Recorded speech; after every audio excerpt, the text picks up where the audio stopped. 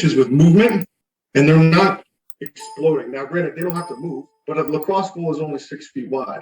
I'm 6'5", so it doesn't really necessarily apply to me. But even if you're 5'8", if you're standing in the middle of the goal, the distance you have to travel from where you are in the middle of the goal to the pipe is likely only max 2 feet at most, which isn't very far.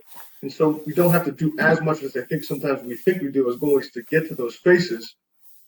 And so by maintaining the control with your head, your hands, and your core from your upper body perspective, it's going to allow you to see more of that shot and be more balanced when you do so. And I think that's really important and for those from those three perspective things to be able to do that. And I'll say this too, I didn't have that initially, but I mentioned the frame. And I'll go over that real quick so I can kind of put that in perspective here. So when we talk about the lower body, it's easy to understand. So if I'm in my stance, okay, I like to say your stance is a picture frame. So if my stance is here, like this, okay, the picture frame would be the sides and the top part of my stance here, okay? And so what I do in this, from this, and how I coach this from this perspective is that you want to try to stay in your stance when you move. So I'm trying to make this work with a limited space here.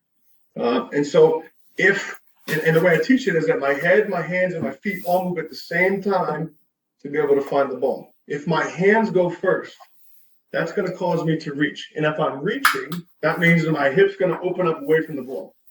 Okay, and I do this thing with goalies all the time that I start working with first. New goalies that I work with is I have them turn the opposite direction where I'm shooting, and I throw the ball in the goal. And it's stupid, but it's funny in the sense that, like, if I'm looking this way, away from the shooter, and I can't see the ball. So that's kind of how I frame everything in terms of seeing and taking the balls. You always want to try to be square to the shooter so you can see it. So back to the idea of the frame. I'm trying not to go too quickly here. But again, frame is the side and above. My hands go out. My hips open up away from the shooter, okay, which means I'm not going to most likely see the ball at the end. Then I'll lose sight of it. If my feet go first, same thing as before. If my feet go first, then my hips are opening up away from the shooter, same thing. And then my hands are likely to follow behind, which means they're going to be in tight. And it's going to be really challenging there, again, to stay square to the shooter. And if my head is going really quickly outside and I'm leaning, those motions and movements also outside of that frame, okay, will cause you to miss the ball. So again, if we talk about moving in the frame and the shot is an off-stick hip shot, obviously a lot of goalies feel like they struggle with that. That head, hands, and feet with a short step to the ball, everything's in front of you, and we're balanced through the save. Again, that balance, that control, that patience, the receiving of that ball, all of those things make it easier to be able to track the ball to your stick. So before we move on to the lower body, are there any questions or anything that I can answer from that perspective? If you guys got questions, drop them in the Q&A box. My question is, where do you think that idea of getting your head behind the shot, where do you think that came from? Because I've certainly heard some goalie coaches and seen goalie coaches talk about that. And I'm just curious, where did that come from? I'm not sure. I think the idea of maybe trying to find that ball, it just depends on how you think about it. From my perspective, I think if you're doing it in a way that makes you have to lean to get your head behind that ball, I think two things are likely happening. Your hands are in closer to your body and you're reaching for that ball. So I think you can still get your head behind the ball, but do it in a way where everything is moving within that frame. And then I think that makes that whole thing a little bit easier. I don't know if that answers your question specifically. Yeah, I think so. It's just, I mean, I don't know. I'd like to go out to the field and try it out and kind of see what's going on and how it works for each goalie, All right. Well, and I'll say this too. And I train a goalie. I don't go into it. I go into it with an idea, like a base of how I want to do things. Yeah.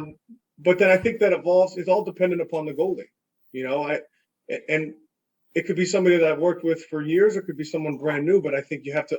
That's why I think there's a value in kind of individual work with goalie coaches, because you have to really get into the head of what the goalie's thinking to be able to understand where the physical issues are coming up from. And I feel like a lot of the times it has nothing to do with the physical. All the stuff we're talking about is all done when that mental part of it is in place. So it's almost like it's for newer, for not for newer goalies necessarily, but experienced goalies.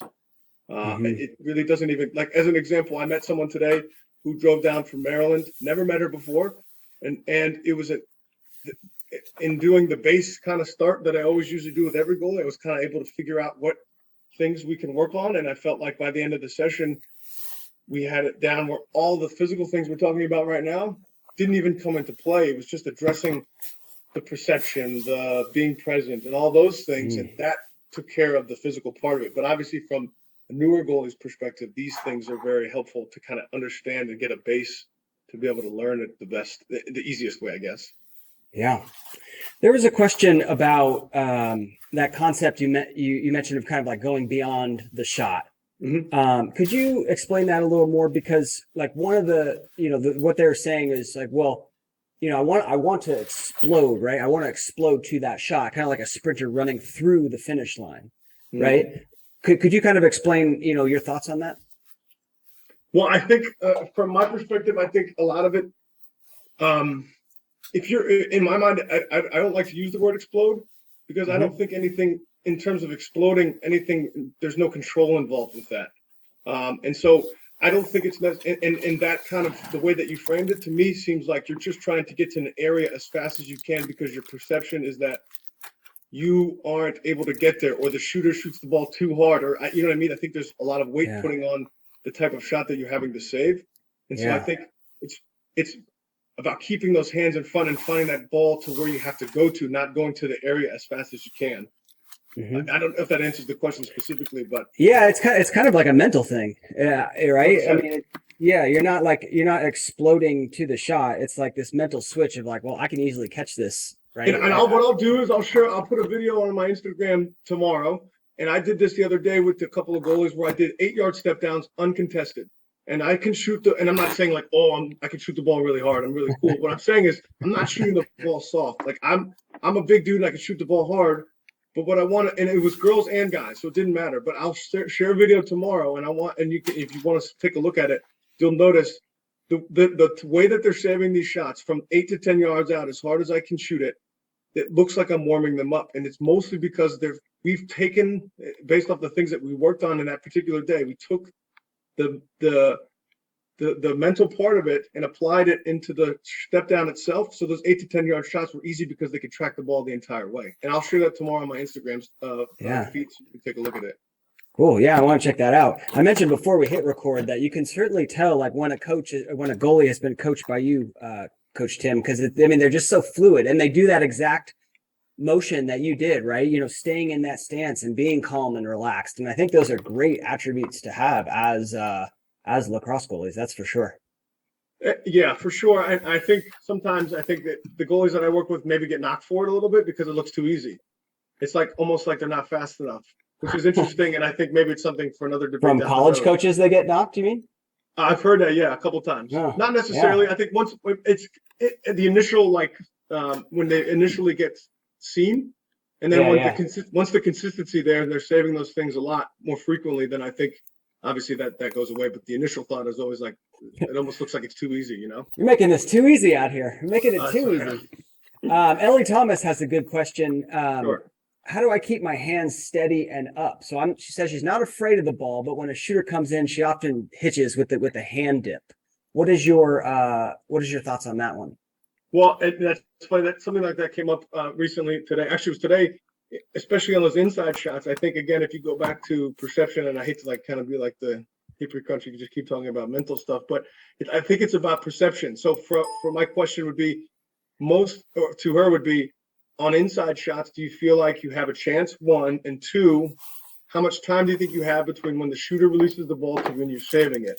And I think from that perspective, on inside shots, if your hands are dipping in, my thought is you're not being patient inside, and so not waiting for that ball to come out, and you're moving prior to that shot again to get to an area really quickly because of the fact that it's an inside shot, it may be more challenging. So from the way that I would try to coach that is.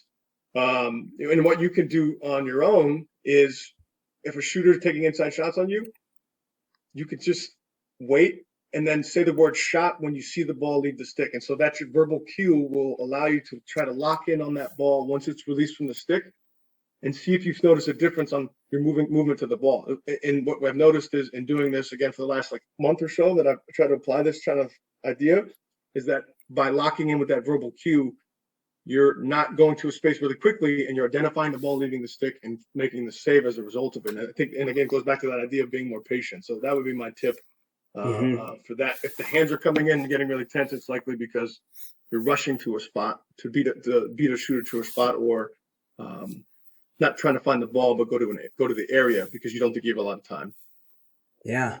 I know you're a big fan of patting the feet as well. I think we're going to touch on that maybe a little bit later. But do you find that I also find that like when you do that, like it kind of gets you into this mental mindset of like, bring it, right? Like, and now you're not all of a sudden you're not fearing that ball. You're not doing these extra movements. You're just ready to and set. For sure.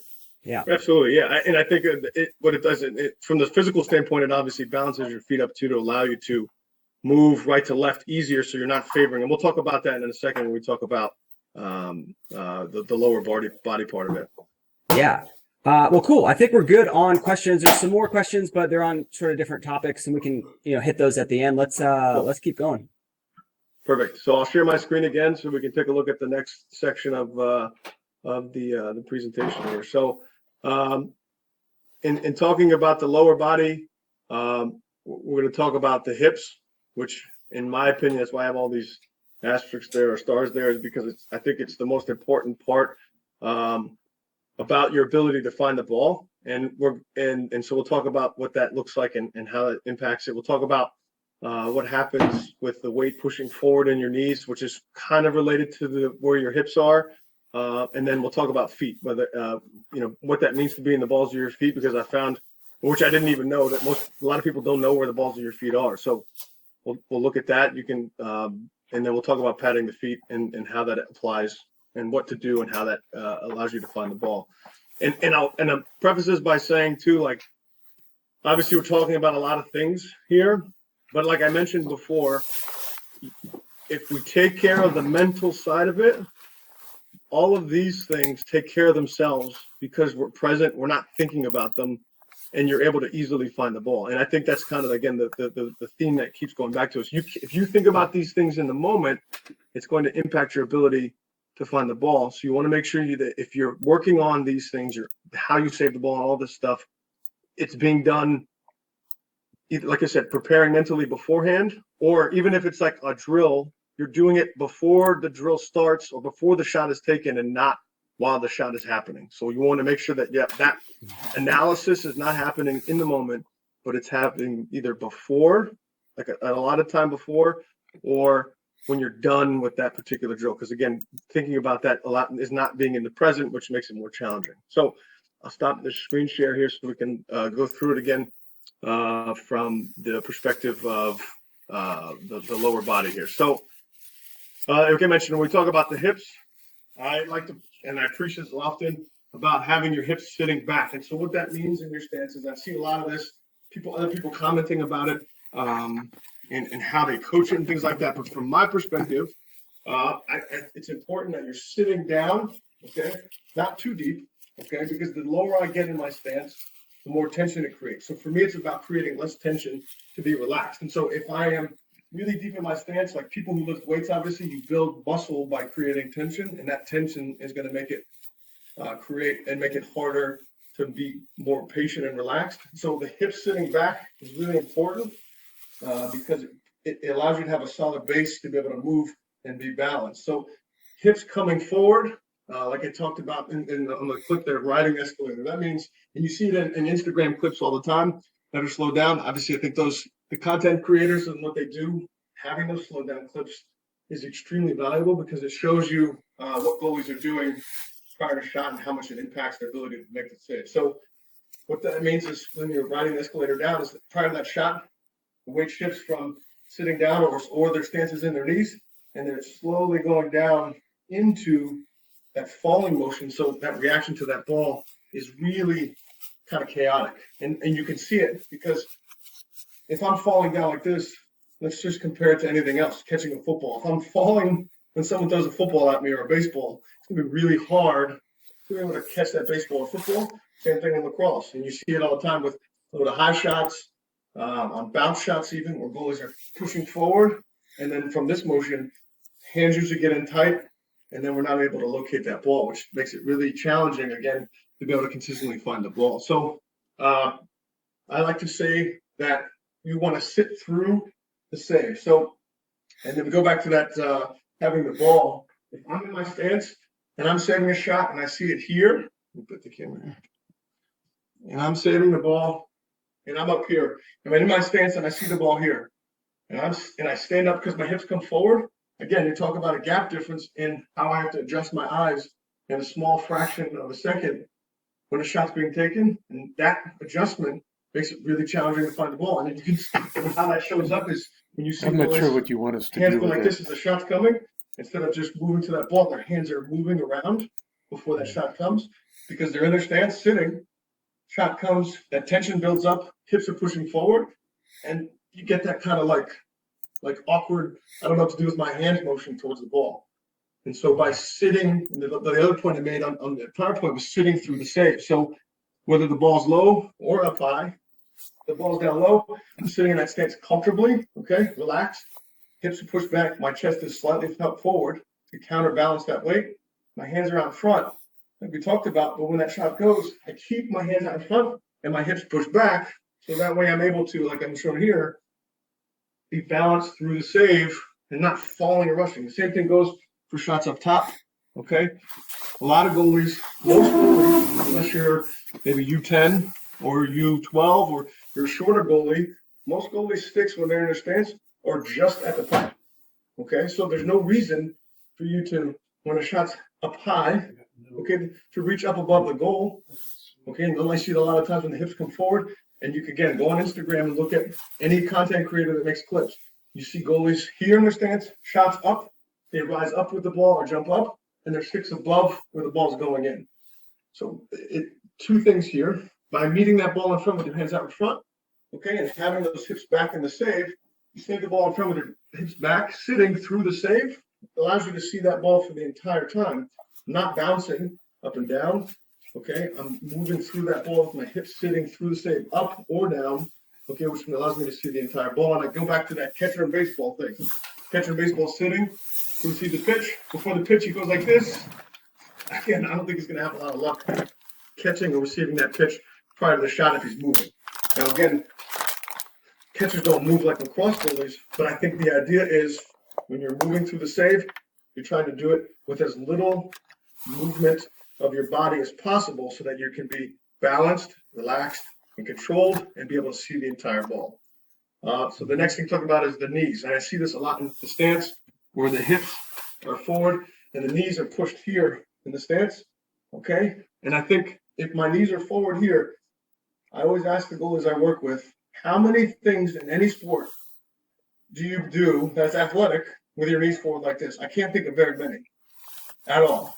And so and if I fake, the other thing you can do is if you're a coach or if you're getting shot on is have the guys or girls hitch or fake shot before the shot releases. And what you'll find is, again, that false step forward with the weight pushing forward their knees, which again will make it very challenging to find that ball. So we want to, again, sit back into it and sit through the save and avoid starting with that weight forward in the knees, okay? And the other thing you can do is just walk like this. I don't think I see anybody walk like this.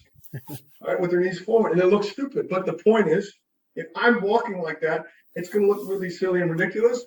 So if I'm trying to save the ball like that, it's going to make it really challenging. And the other thing is, if you have knee problems, it's going to really make that a lot harder, okay, as you get older. Because when you get older, obviously you're not as mobile as you were when you were younger. So it's really important, I think, again, to be able to sit in those shots, okay? And so then the last point of this is where is your feet. So you get to look at my gross socks. What I want to show is the balls of your feet, okay, is the pad that's underneath your toes here, okay? I've had people tell me the balls of the feet are back here on the hips. The being on your toes is in the ball, is where the balls of your feet are. But the balls of your feet are that pad that's right under your toes. And the way that you can figure out where the balls of your feet are, and I'm not going to show you my feet on the ground, but I'll pull the camera up here, is you put your whole foot on the ground and you lift just your toes up. And if you're at home, you can do this right now where you're sitting in a chair. You can put your whole foot on the ground with your heels down and just lift your toes up. That section under your toes, that's where the balls of your feet are. And so being in the balls of your feet doesn't mean I'm leaning forward and my toes and then my heels have to come off the ground. Okay, because all that does is create that falling motion and more tension. Okay, so when your hips come forward and all that weight drives forward in your knees, that's usually when the heels come up off the ground and you get that falling motion that's not controlled, which obviously is going to make it really hard to be able to find the ball. Okay, so if you're sitting in the balls of your feet, again, with your hips back, chest slightly forward, weight in the balls of your feet with your heels down, okay, that will give you the balance that you need to stay patient. So if someone fakes, hitches, if the ball is redirected or anything like that, you're able to respond to it more athletically because you're more balanced through those saves and those shots. And the way that you can test this is to have, if you have a goalie coach, another goalie that you work with, whoever it is you get in your stance like this and you sit and you start, or actually you start with your feet together and you blow a whistle. With your feet together, you go to your stance and you kind of bounce, but intentionally to create tension. And what you would do from there is you either push the other goalie, not hard, push them in the front of their shoulder or the back of their shoulder. If you push them in the front and they fall back on their heels, that means that the weight is sitting back more in their heels, not in the balls of their feet, and likely that their chest is upright. Okay, so you can counteract that by sticking those hips out again, chest forward. That'll eliminate your falling backward, okay, doing that drill. The next part is if you do the same thing, blow the whistle, feet together, set your feet and push from the back of the shoulder, and you're falling forward. That tells you likely that the weight is in your knees and not sitting in your hips, again, which will make it hard to be balanced and controlled through the save and see the ball through it. So just by doing that simple thing, you can really start to figure out how you get balance in your stance. And the way I like to think about it is if you're building, let's say you take a bunch of Jenga blocks or blocks. Nobody builds blocks with one block at the bottom and 5 blocks at the top. You have to have a good base underneath of you and having your feet shoulder width apart, just outside of shoulder width apart, with those hips back to give you a sturdy base to be able to support moving in an athletic way and being balanced through those saves. And now the last part of it is padding your feet. So what that means is, and I got to ask this on Instagram before about, is it like padding the feet the same as jumping? So what padding the feet is, and let me pull this forward here so you can see. Padding the feet is taking your feet when you're off balance, okay? And it's going to happen on the hitch. Let's say a shooter hitches with the stick and then comes over the top. And so they hitch, you get tense because that shot doesn't come, and then you've got that weight driving forward. So you counteract that by tapping the feet down, not hard, just kind of gently tapping down and sticking those hips back. And so what that does is it creates balance in both feet, which allows me to move right or left easily and not get stuck. Because if you watch where goalies are over anticipating shots or guessing and things like that, you'll see them, the weight is not distributed evenly in their feet. So if all the weight's in their right foot and they have to step to the right, they have to go back to the left foot to then push right, which is not enough time to be able to find the ball through the shot. And so what that looks like, again, would be like sitting, patting the feet down to create that balance to be able to move right or left. So pushing those hips back, sitting, okay, to be able to go either direction. And what I was explaining before was if all the weight is in my left foot when they fake and I hitch and I'm leaning forward, I take a false step, okay, and I don't pad my feet. If that shot goes to my left, I have to go back to my right foot to be able to push it off. Or I'll just reach for it, lunge, which we talked about earlier, means my hips are going away from the ball, okay? Or I go back to my right foot and push, which again means I'm not balanced and my hips are going to move away from the ball there as well. So again, the idea is with all of this stuff is by being controlled, balanced, and moving in a way that is athletic, okay, you stay square to the shooter more frequently and you're able to find the ball more frequently, which means you're going to make more saves. Because I think any goalie can say when they're in a groove and they're doing really well, it's almost like effortless to be able to find that ball.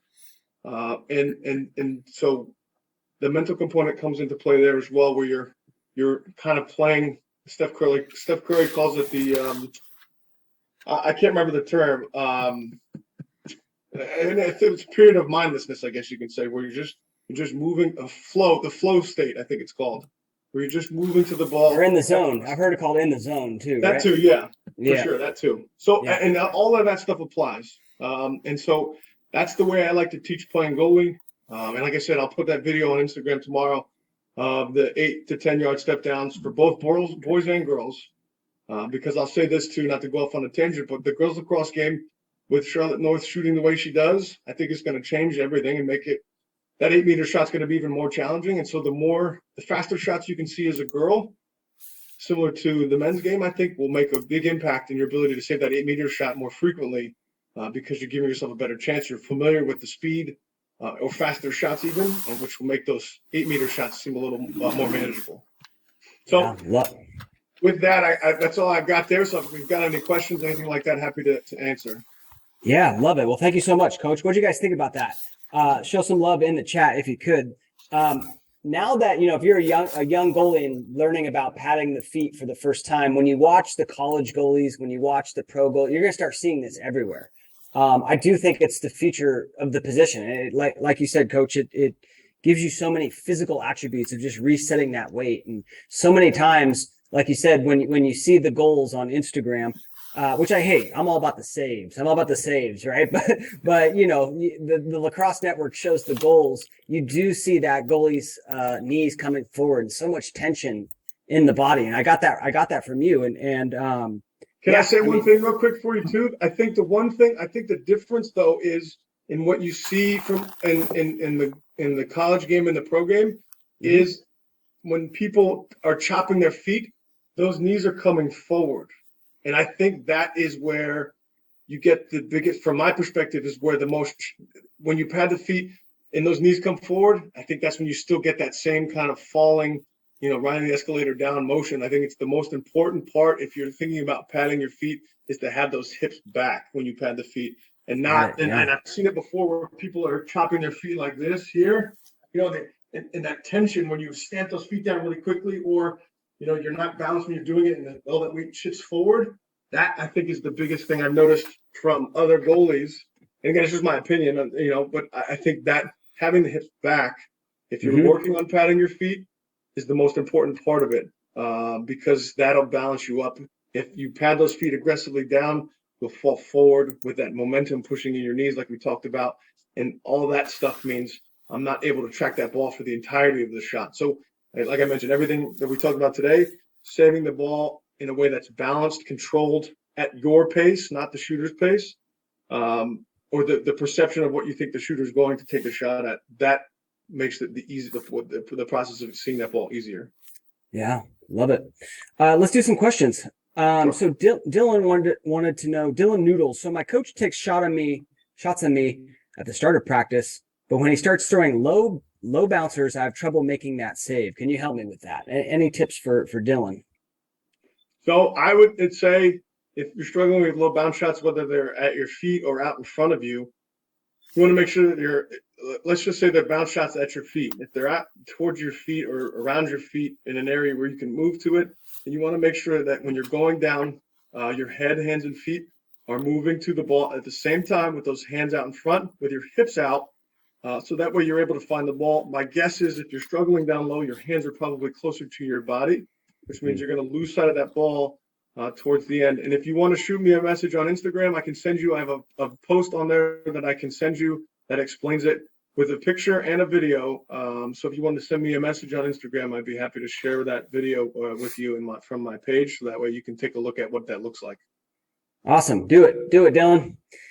Brown says, so with this methodology, we're not supposed to shoot our hands out first and then the body. We're moving all three of those things you just mentioned at the same time. Yes. Right. Yes, correct. Absolutely. Yep. All right. Do you have any DVB1? Coach, what's better, wide stance or just a regular athletic wide stance, a width stance? What's the benefit of using a much wider stance? Do you have any strong opinions about, the width of the stance in the base? Well, I think the wider you get outside of shoulder width, I think then your movement becomes restricted. So if your feet are, in my opinion, outside of that, and had goalies that do that, and we try to work through that because it's how they feel comfortable. So I don't want to change it if it's something that they're dead set on.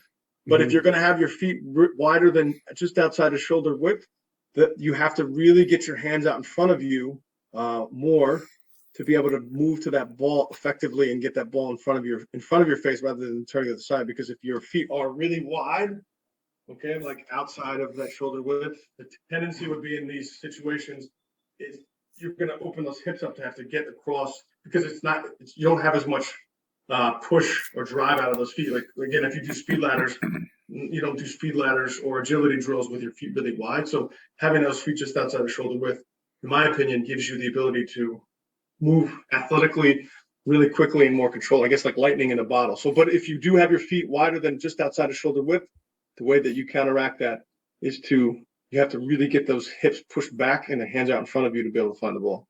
Mm-hmm. Love it. Liam says, what's a good strategy to find consistency in my stance? Sometimes it can change. Well, the prep part of it will help. So if you look in a mirror or take a picture of yourself, have someone take a picture of you in your stance from the front and the side, that obviously tells you where you are in your stance. And I think that's helpful to see what that actually looks like. And then the other thing too, is if you have clips of yourself, put a phone in front of the goal when someone's shooting on you, you can kind of see what happens when the shot's being taken. And I would probably say that if I was working with him, I would say that it probably has something to do with your thoughts about the shot itself, which again, I know it's kind of like, how do you really explain the mental side of it? But it's more probably associated with your perception of the speed of the shot, how you're moving to that ball, and how you save the ball rather than the actual physical components of it. So if you're doing that, the things you can do then to counteract that, if that is the case, is prior to the shot saying wait, and keeps you saying wait prior to the release of the shot. And then once the shot's released, say shot. And that would mean that the ball's leaving the stick and you're finding it. And what I think will end up happening is those things that you're worried about in consistency will go away because you're not focused on who's shooting, where they're shooting, how they're shooting, or how close they're shooting. Rather, you're just trying to find that ball. And that takes by using those verbal cues, you take that all away and it'll help you practice more consistency. And you can see those clips too. Again, on my Instagram page, there's a couple of more recent ones where I've been doing that with goalies a lot to help them stay present. Obviously, you're not gonna be able to say wait in the game, but what that does is it helps you practice and shows you the impact of being present. So I would take a picture of the stance, take a look at it, find videos of yourself playing with it, and you can kind of figure it out. Like I said, if you want to send me a message on Instagram too, I'm happy to help to work through it and give you any feedback I can for it as well. Awesome. Great answer. Yeah, great. Liam, that makes sense. We already put in the chat. Okay, thank you. I'll definitely try that out. All right, awesome. Let's see what else we got. Rebecca and Andrew Swanson say, I have a 10U player, under 10 player, and he seems to not stay in a stance. When does he need to get ready?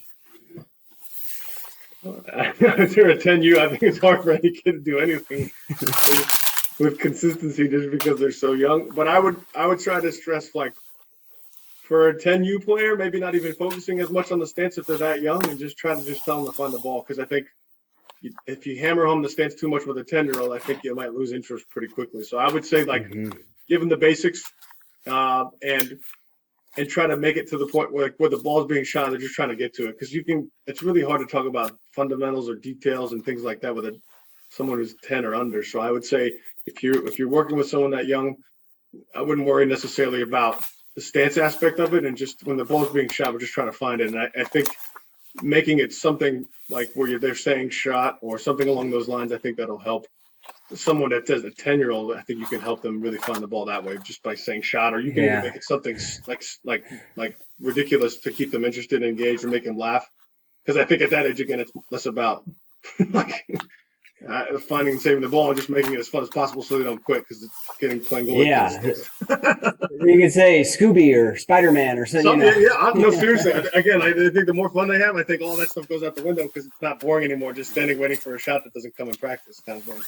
Yeah, that's a good point. That's a really good answer. I usually say with like the junior high and high school kids, you get in your stance when the ball's a threat, right? Like when they can conceivably score. And I have this one cool clip too of this high school. I think he's a junior high, maybe high school, junior high or high school goalie. And like, you don't always have to be 100% in your stance if the ball's not a threat. So the ball becomes not a threat. It's way outside. He kind of stands up, right? And then the ball becomes a threat and then boom, pads the feet and gets right back into it. I think the thing with that too is from the stance perspective, you gotta, that's why I was kind of saying, like, when goalies get in their stance, I'm like, can you hold that stance for an hour? Yeah. If you can't hold it for an hour, I think it's maybe rethink how tense you are in that stance and just relax. And I think the more relaxed you are, I think it makes it easier. So that way, if you are coming across the midfield line, you're casually in a stance that makes you feel comfortable and you can hold that for a while. And I don't think you have to rush to get set if they are become a threat. Love it. Nolan's been asking this question to every coach. What made you want to play lacrosse? My brother played lacrosse, and I didn't like to run, and so nobody else wanted to play goalie, so I gave it a whirl. I didn't know at the time that I was going to, be a larger human, and so I probably would have played pole if I had to go back and do it again. But I really didn't like running, so that was my brother was playing lacrosse, and so I just kind of hopped in and started playing goalie.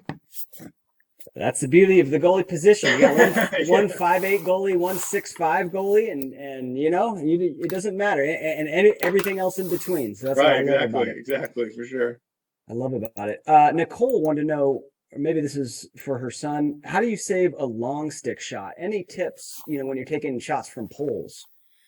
Yeah, I think you go back again to the mental side of it and the perception of a long pole taking a shot, and it drives me nuts. And then, no offense to anybody who's broadcasting games, but it's like, yes, a long pole shot is really fast, and yes, it might be more challenging, but like if we, the idea is still the same. Like it's the release point is going to be different from a long pole, probably higher up, obviously, because they're stepping in if they're shooting overhand. And yes, it's probably going to be faster, but I think like from a perspective of how you save more long pole shots, I think you just have to get reps doing it. And again, it's not fun because they can shoot the ball faster theoretically. I think you can see that in the pro game when they do the fastest shot competition. But I think, it's about trying to look at that ball and practicing it so that way you're getting the hang of it. So I don't think a lot of people do that. So that release point is going to be later because of and it's going to be further up, higher up on their body because again the pole's so big. So I think the biggest thing is about. And the question I'd ask anybody that's facing a pole when they're shooting is, are you moving before the shot? Are you patiently waiting for that thing to come out of their stick to find it? Or are you thinking about the future impacts of what that shot might be before it gets to you? Like, is this shot going to break my arm? Is it going to blow by me? Is it going to do, whatever that may be. So I think to answer the question, practice it and practice trying to wait and have them step back start even if from 20 yards away. And then you get the hang of what that release point looks like from 20. Then you inch in this 15 or 18, then 15. And then you can get more comfortable. And I would do it all with tennis balls to start, and then go to lacrosse balls as you feel comfortable. Because at the end of the day, if you're not comfortable, if you're nervous about getting hit, if you're scared of it, you're worried about it, that's all going to impact the way that you're able to save it. Yeah, to me that reps thing is like spot on because as a goalie, like how many shots do you see from a long pole? Maybe like 1, 2 in practice, and then like the other 99% are from a shorty. So, to your point, getting used to where that release point is, and even more so, the confidence of knowing like, all right, I've seen a long pole shot, I know I can save this, and not having that in your head of like, oh man, here comes a long pole shot. For sure. And I think like you mentioned that confidence piece of it, it's going back to the idea of like a lot of the physical impacts of how people play goalie they start from the perception of what they think about the position or what they think about the shot that's coming towards them. Yeah, love it. Could you talk about when we watch, your reels and your coaching, all tennis, like mostly tennis balls. Can you talk about, for the young, coaches or young goalie moms and dads out there, why you use the tennis balls? Yeah, I don't think I remember the last time I used a lacrosse ball. I only use tennis balls. Whether it's again, like a few weeks ago, I worked with a Division I goalie who's in college right now, just tennis balls. I think that for that reason, and here's why it's helpful for kids of all ages. If I use a tennis ball, I can confidently step in from 7 to 10 yards out and shoot that ball. Or if I'm going up the hash, let's say, and doing, question marks or inside finishing, I can confidently shoot a tennis ball knowing that it's not going to injure a goalie the way a lacrosse ball would if I'm shooting as hard as I can. So I can shoot the ball from a closer range, feel more comfortable, and not injuring the goalie as a coach, but to have that goalie feel more comfortable and confident in their ability to move to the ball without, again, having that fear factor. So you can really work on the mechanics. Let the practices, that where everybody's there, let them use lacrosse balls, obviously. And I've had programs, and I've told youth programs where if you want your goalies to keep playing youth lacrosse, don't keep letting them play use lacrosse balls as much as on the youth level. Because again, I'd say, like, if you're a parent and your kid's playing and you're calling them afraid of the ball, I've had parents come up to me and say those things, which is kind of crazy. But you step in the goal. Like, do you want to get hit with a lacrosse ball? Yeah. Probably not. So if you're not willing to do it, why are you going to make your kid do it? So use tennis balls as much as possible. Help them develop that confidence. You can work on the mechanics part of it. You can develop that patience. You can develop a lot of things by using tennis balls. And I can't even remember the last time I used lacrosse balls. And I know sometimes goalies hate it when they think it's like, well, I'm disadvantaged when guys shoot the lacrosse ball. And I can give you a list of benefits for goalies of all ages at all levels using tennis balls, and then not having any impact on their ability to find the ball when they're playing in a game or practice against the best shooters in college or whatever it is. For me, tennis balls, if you don't have them, get them. I think if you're a youth program coach and you're doing drills in tight and you're using lacrosse balls, use tennis balls, because there's no downside to it. Your offensive players will catch the ball better. They'll get better stick skills as a result of it. And I couldn't recommend it more. Same here. I had a coach on the summit who was not a goalie, and he works with the goalies, and he was doing these drills, and I made a comment. I'm like, I can tell you're not a goalie. He's like, why is that? And I'm like, because you got to use tennis balls in this drill. I mean, he was just like, you could see the kids getting pelted in the drill, and I'm like, there's no reason to take those lumps. Tennis balls are exactly the same. So. And don't get me wrong. If you shoot a tennis ball harder, it's going to sting different than a lacrosse ball, but it's not going to not the same. It's not the same impact, especially for younger kids. You're not going to get bruise of the week, right? Yeah, for sure. Nixon Johnston, who I think you coach, he's on the call right now. He says, I can confirm he uses tennis balls. So there you go. There you go. Awesome, Coach. Thank you so much. Show some love in the chat, Coach Tim Cassie, Focus Lacrosse. Where should they head? Focus-Lacrosse. The Instagram is, well, you tell me. Focus-lacrosse.com is the website. My Instagram is just Focus Lacrosse. Like I said, I've met and talked with lots of goalies who've sent me clips of how they save the ball, having questions about important things, events they've got coming up, recruiting tournaments, things like that. So if you have any questions, feel free to send me a message on Instagram. If you don't have an Instagram and your parents do, have them send it through that. I can help however I can. Something I'm going